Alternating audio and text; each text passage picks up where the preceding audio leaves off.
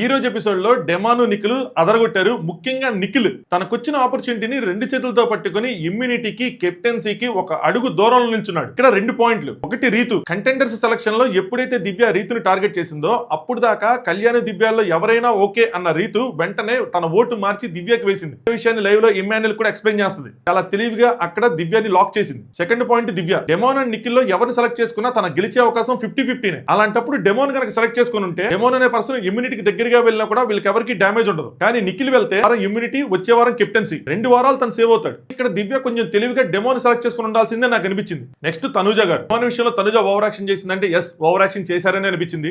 ఆవిడ man handling అని చెప్పి సరదాగా ఉంటే కిచెన్ లో వాళ్ళిద్దరి మధ్య జరిగిన డిస్కషన్ లోనే డెమోన్ నీతో సరదాగా ఉన్నాను అని చెప్పేసి ఉండొచ్చు. దాని తర్వాత డెమోన్ కి తనుజకి జరిగిన ఆర్గ్యుమెంట్ లో పాయింట్ దగ్గర నువ్వు నన్ను కింద పడేసేవాడువేమో అన్న చోట మాత్రం ఖచ్చితంగా ఓవర్ యాక్షన్ చేశారనిపించింది. వాళ్ళిద్దరి మధ్యలో మంచి రేప ఉంది. అప్పుడు డెమోన్ అలా చేస్తాడా? సరదాగా ఉంటే కనుక ఇంత ఆర్గ్యుమెంట్ చేసే వాళ్ళ?